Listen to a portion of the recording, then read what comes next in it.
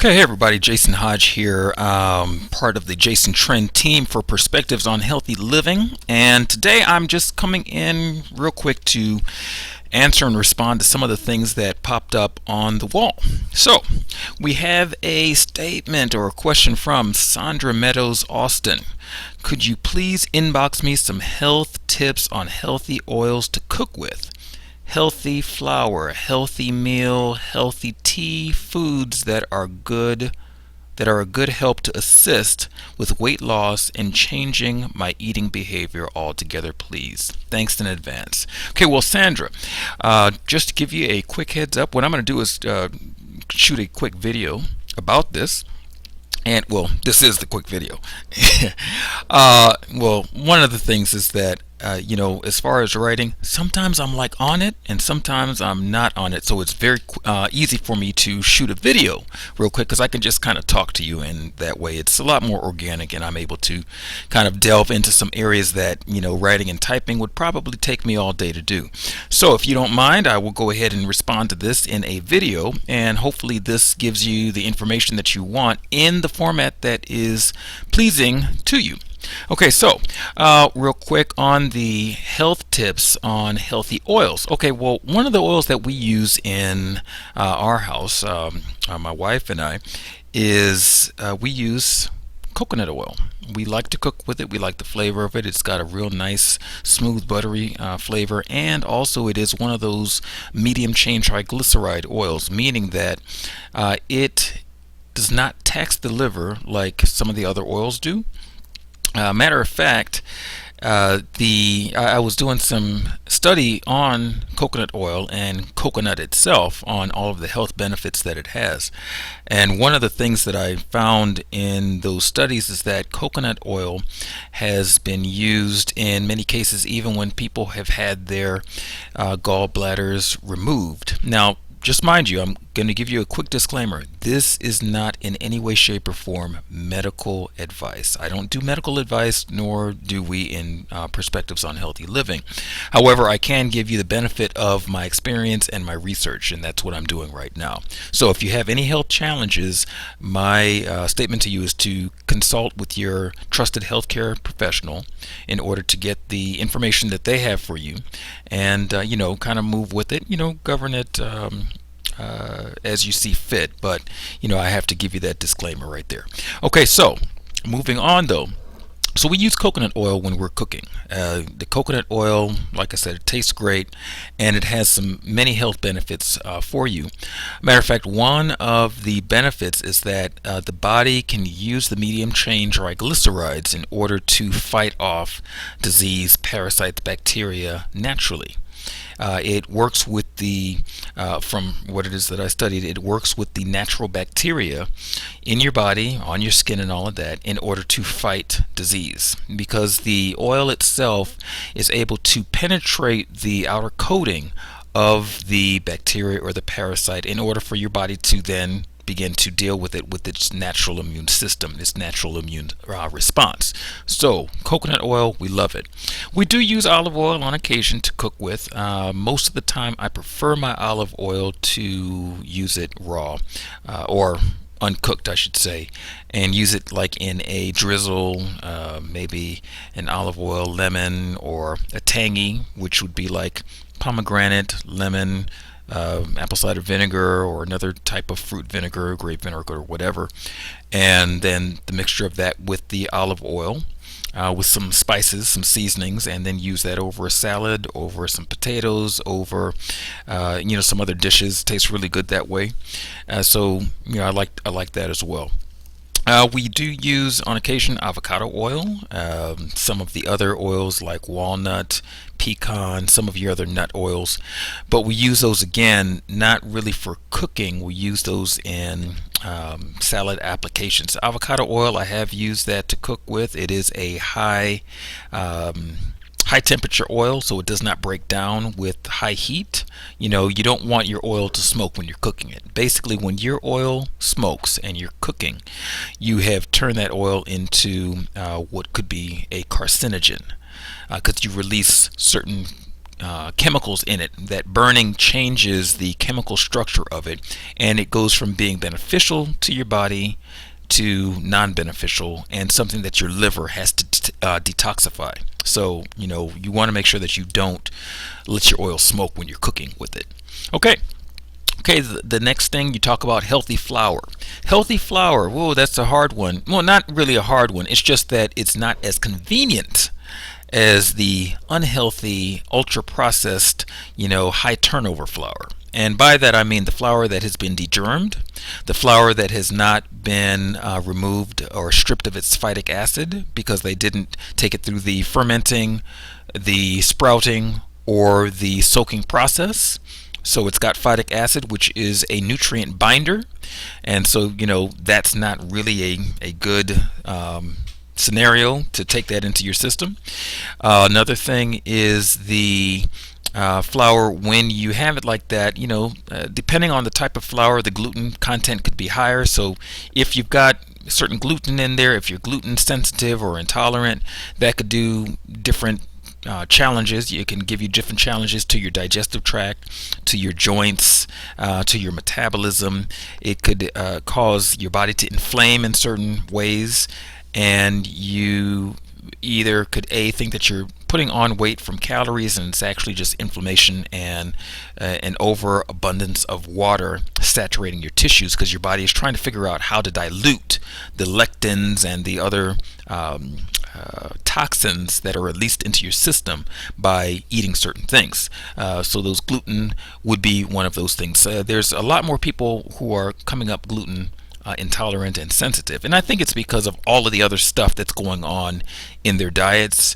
And I don't mean diet by just the things that you eat, but the things that you consume, what you put on your body, what you inhale into your body, the things that are in your environment. All of those things break down the immune system, and then the body is not as well equipped to handle your occasional invader, which would be like gluten and the lectins and things like that. And so then you end up with an inflammatory response or a histamine reaction: inflammation, excess water, excess fluid.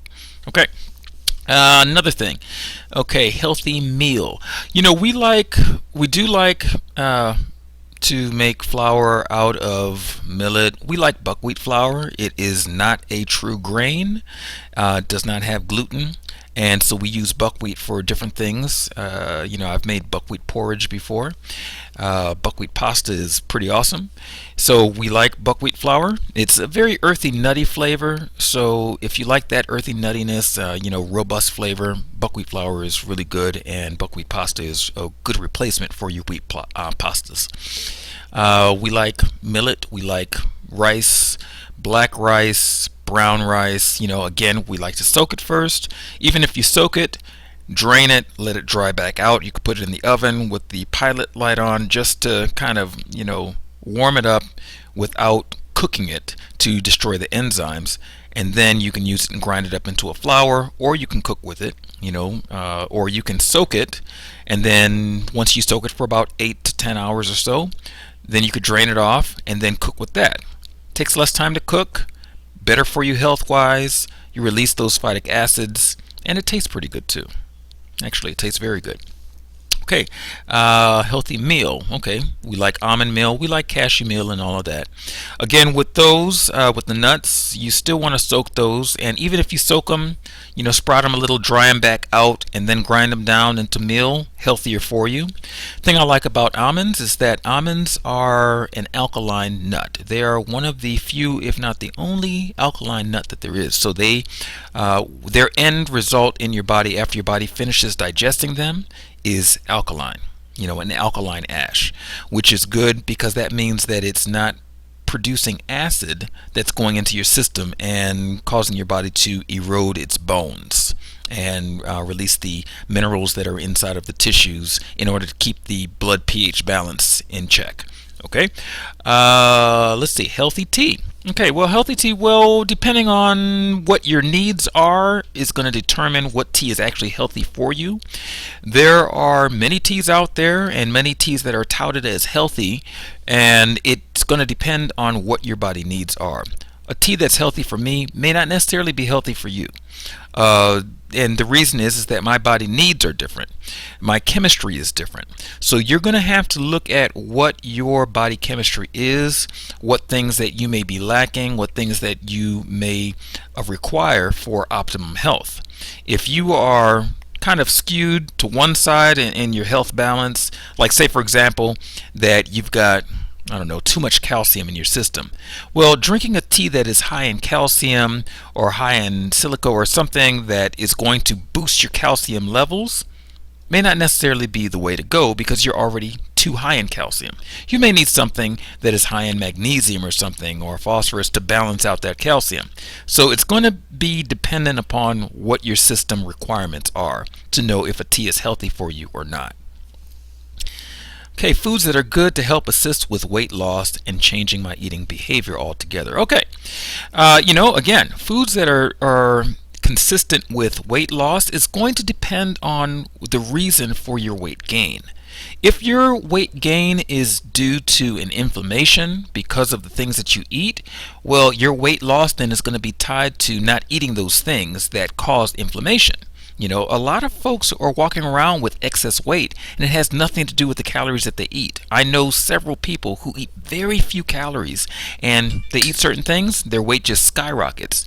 And the reason for that is because, again, they're doing things in their system that is causing inflammation, irritation, and so their body goes through a histamine reaction. They take on water, they take on excess weight.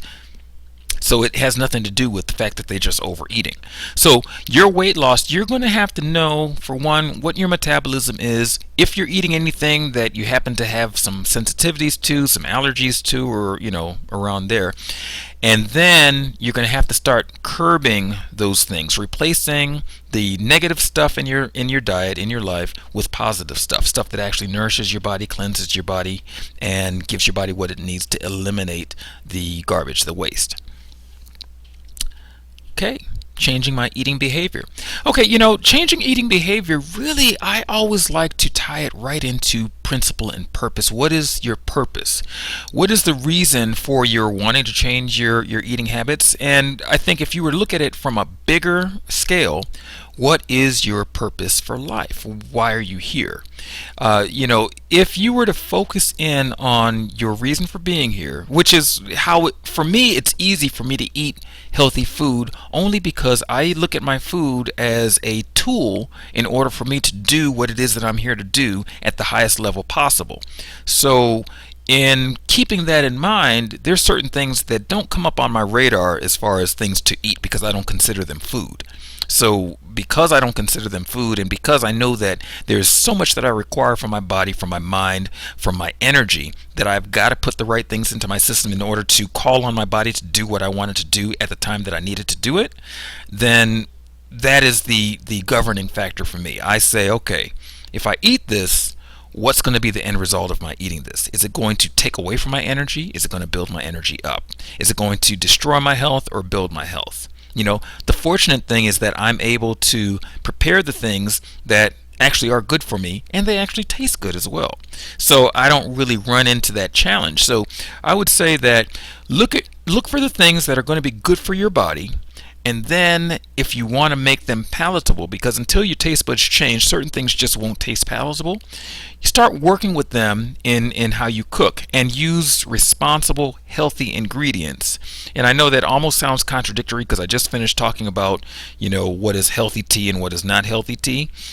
Same thing applies, is that you look at the ingredients and see, how do they react with your system? If they react positively, then it's a healthy thing for you to add to your food. And then you look at how you combine the things. Are the things that you combine, are they going to enhance, overall the dish, or are they going to take away from the dish? Certain things you don't want to combine because they impede digestion.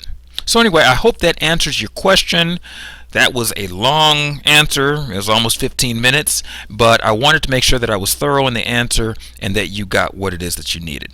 All right, so I'll catch you later. Hey, if you know of anybody who you think could use great information, that we give inside of the health Perspectives on Healthy Living, have them go to perspectivesonhealthyliving.com and sign up for our group, or add them, or invite them through our Facebook group so they can come right on in. All right, this is Jason. I'll catch you later. Hope this works for you, Sandra, and anybody else who had these questions. Thanks for asking.